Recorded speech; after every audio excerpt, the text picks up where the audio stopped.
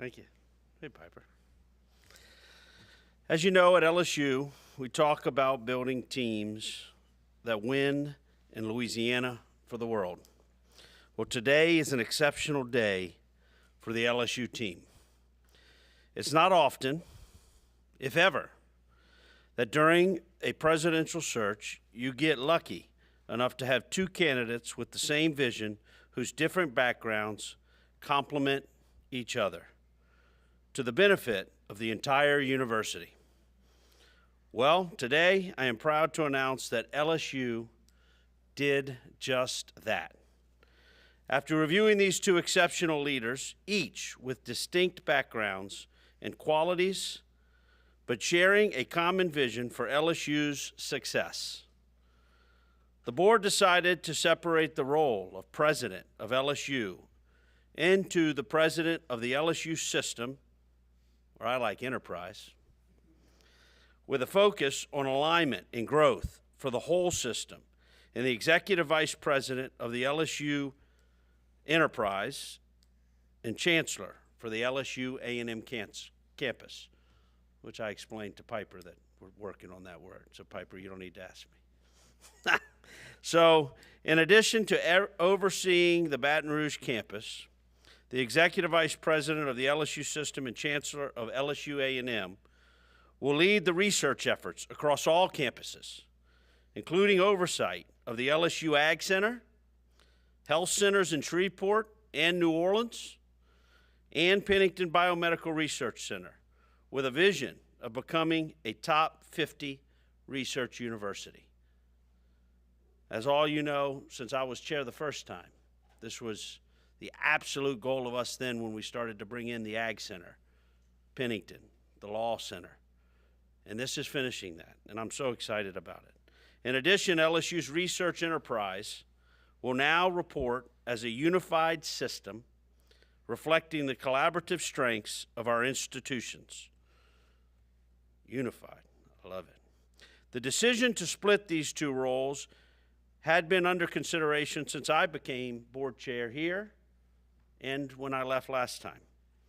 During the search for a new president, it became clear to the board that these candidates' unique strengths and shared vision presented an opportunity to strengthen LSU's leadership structure. By allowing each to focus on their distinct areas of expertise, Dr. Roos on system-wide priorities that advance all campuses that serve the state, and Dr. Dalton on guiding the research across the flagship campus, Ag Center, health centers, and Pennington Biomedical Research Center. LSU is positioned to become an even stronger, more unified team. And now, I'm excited to announce the newest members of our winning team. First, I'm pleased to announce Dr. Wade Roos. Huh? Oh, never mind. I'm still proud to announce Dr. Wade Roos has accepted the position as president of the LSU system. As president, Dr. Roos will report directly to the Board of Supervisors and oversee the 4, soon to be 5, educational campuses, the flagship in Baton Rouge, LSUA, LSUE, LSUS, and soon LSU New Orleans at UNO. Dr. Roos is a Louisiana native who brings decades of experiences across higher education, the business world, and deep research in the area of economics. He most recently served as president of McNeese University. In just his first year as president, McNeese achieved his first enrollment increase in 14 years.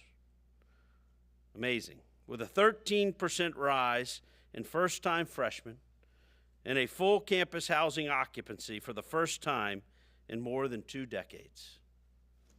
Dr. Roos has a big focus on student success as well. In fact, at one point, he and his wife lived in the dorms. Actually, they still do. At McNeese, just to be closer to the students and understand their needs and challenges. That really struck me, truly did.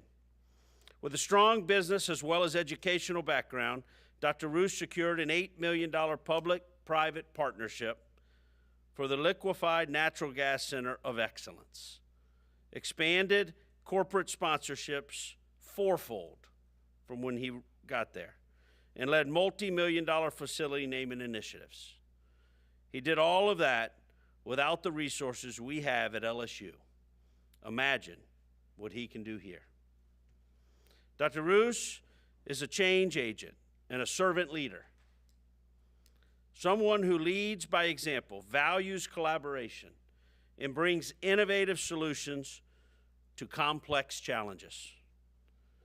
And as a first-generation college graduate, he embodies LSU's values of access, excellence, and service. Welcome to the family, Dr. Roos. We look forward to working with you closely. The mic is yours, sir. Thank you so much.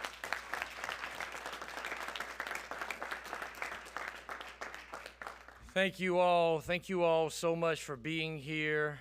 Thank you to the Board of Supervisors for the faith you have placed in me. Thank you to the faculty, students, and staff and other university stakeholders located throughout this wonderful system and who participated in a rigorous selection process.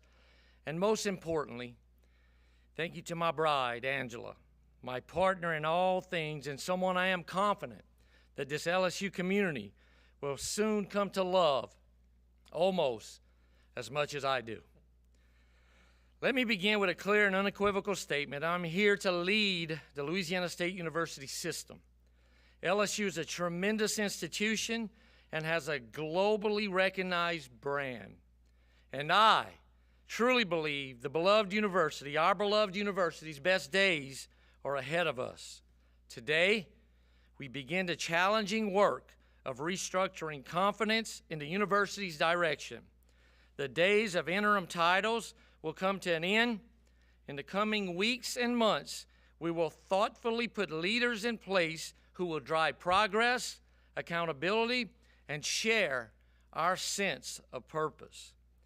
I have said throughout this process that trust is earned, not demanded.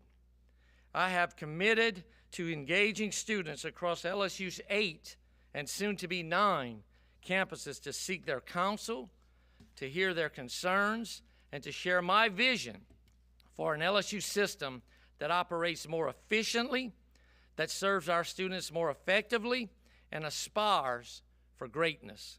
I will work each day to demonstrate that I am worthy of the trust the board has placed in me, and I will work to earn the trust of every member of this LSU family. As we chart a new course for LSU, there are many challenges facing our leadership team. From the integration of the University of New Orleans, our deferred maintenance crisis, uncertain funding streams, the lack of permanent leadership in our storied athletics program.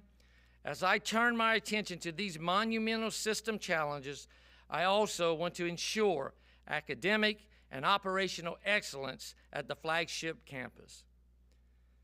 That is why I have argued throughout this process that LSU would be best served by reestablishing the role of chancellor at the A&M campus. In recent days, I have come to learn more about one of my competitors in the presidency search, Dr. Jim Dalton. Dr. Dalton's record of scholarship, service, and leadership aligns exceptionally well with, I believe, LSU A&M needs at this exact moment. And I'm thankful that the board also agrees. Dr. Dalton, why don't you come up and say a few words?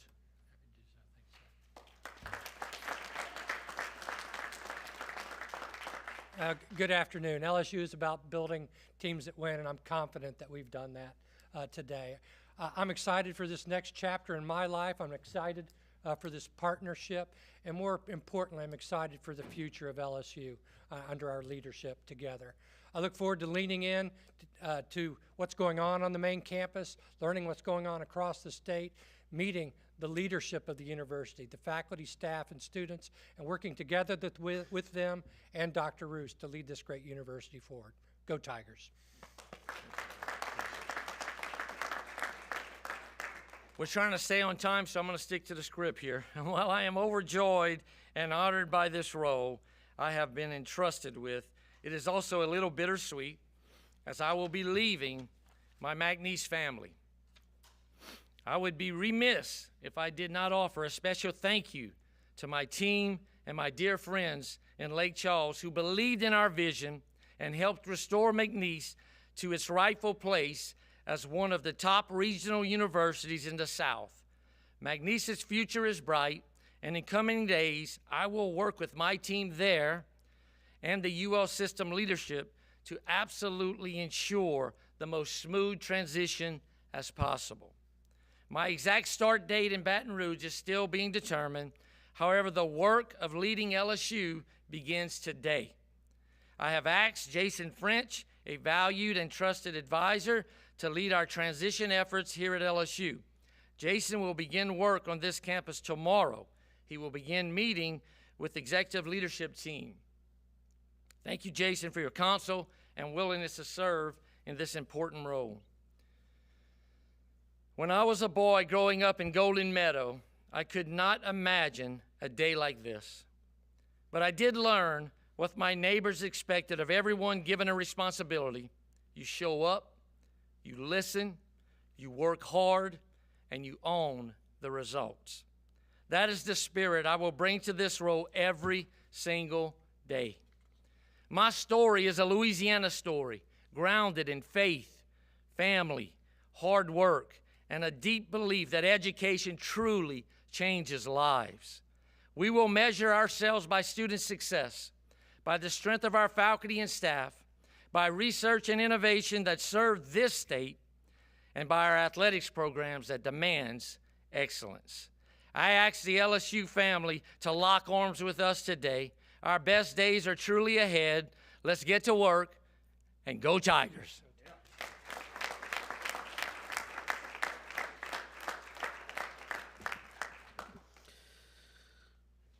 So I hope you can see what we saw during this search. Individually, their unique strengths advance our LSU mission, ensuring LSU wins at every level in academics, research, athletics, and service back to our students in the community.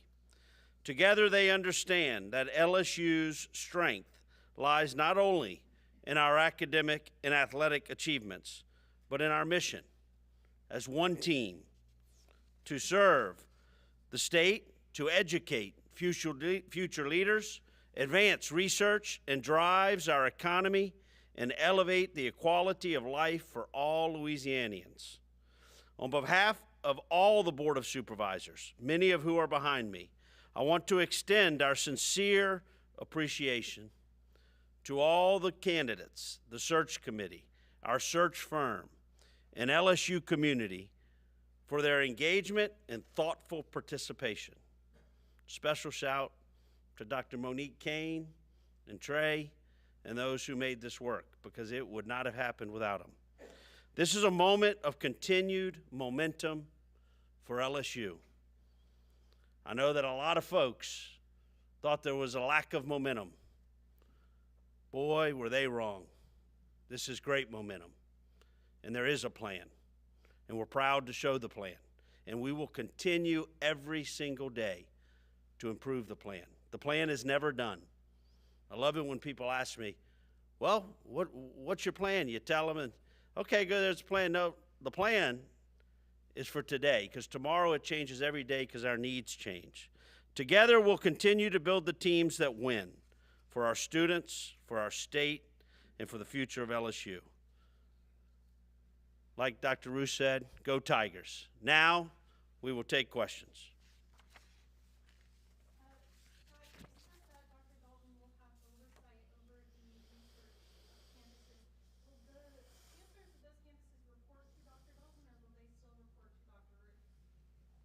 Yes, the way we envision this, in about 30 days, we're going to come up with a great detailed organizational chart. The way we envision it now, the president of the system, which is me, I'm just realizing, will have the enterprise will have athletics from the main campus, the external affairs, government affairs, sort of the outreach-looking units reporting directly to the president, the executive vice president of the system, and also the chancellor of the A&M campus. Will have what we call the research sort of institutions or enterprise, if you will, which the folding of the two health science centers and Pennington reporting directly to Dr. Dalton. And Piper, as I've told you before, and I tell y'all, that's why we're taking 30 days. So there are some things that may change, but as a 95% nucleus of what we're talking about in this enterprise, and this is it. They're going to get together and maybe tweak something. Maybe, their knowledge, they reserve the right for 30 days to tweak a little bit, but 95%. You want to say something? Comment on that? No, exactly. We've talked in broad terms about how to have oversight over the campuses and given our complementary strengths how best to do that. I think if you think about Alexandria, Eunice, Shreveport, we've got a plan for that, but we need about 30 days to sit down and really hammer out the details.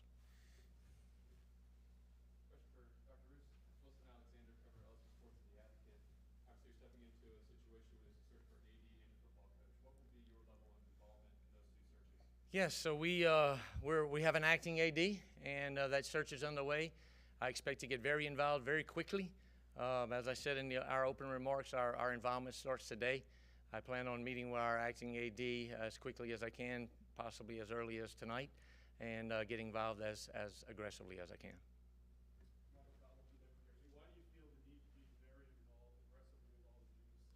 Not necessarily aggressively or directly. I just think as a president, you should probably be involved in the search for what I think is the best college football job in America at the best college football university in America. So I would think you would want your president being involved in that process.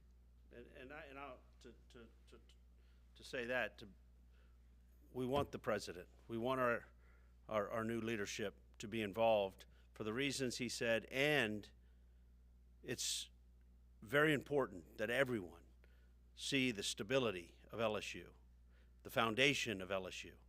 And that is the tip of the spear is starting here with the board members, with our president, with our executive vice president and chancellor. It would be silly not immediately for them to be part of the foundation that is telling y'all, some who thought foundation was broken is, which it's not, to not be part of it immediately.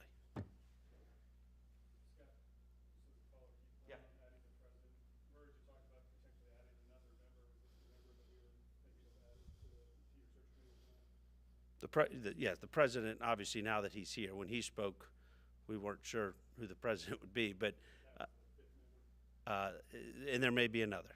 Yeah. I know you said James Dalton would be kind of heavily involved in managing the research efforts. I was wondering if you have any ideas to improve our research efforts we have at LSU, and do you see LSU becoming a top contender in research among public schools in the country? Well, the answer to that question starts with listening. We're going to go on a big listening tour for the first 90 to 100 days, whatever it takes. I've met with several of the faculty during the search process and had an open forum with them late last week as well. I've got a lot to learn, but you've got some great leaders and great faculty here as well. I look forward to learning from them, talking about shared ideas, shared opportunities, and moving forward. We did not, and we joked in the back room when I started this search process. I was very adamant, and I thought we had a sort of a divided board about how we would structure this university, and I kept talking structure and structure and structure, and defining what I thought it should look like, and come to find out that guy was actually into search. So I can't thank the board for thinking creatively. Just truly expedites our plan. In my mind, when I take over something, I've got a 90-day, 180-day, and a year plan. This actually accelerates that first 90 days to about a week because I was going to argue strongly that we needed to get a chancellor to work towards this structure so we could start absorbing the UNO campuses into the system. We start addressing the efficiencies of the system as a whole in terms of finances, putting finances structures in places that's transparent across the system. And while we're thinking about from a system perspective, we truly needed a focus on the research portfolio. Faculty after faculty member kept talking about their desire for membership in AAU. When you think about what these jobs look like, I don't know how one person could do all of that. So I thank the good Lord that it worked out this way, because it truly it expedites the plan I had in my mind if I was going to take over as president, what I was going to lay out in terms of my 90-day plan. Scott, as far as we knew, when you went into an executive session, you were going to choose president. Instead, you come out with president and a chancellor. Was this something that you guys have been talking about previously? Had you discussed it with the two of them, or did it just somehow come up in the meeting? And if so, how did they come to agreement? It did, but I'll let Wade, if you want to answer how you, 'cause you lived it. Yeah, so we, again, that first day and at the opening remarks of that day, I was pretty strong. And if you remember right, I said, you know, I don't normally take the safe road, and I'm not going to do it here. And I started talking about structure. We started talking about structure. Dr. Dalton comes on campus, had a wonderful day.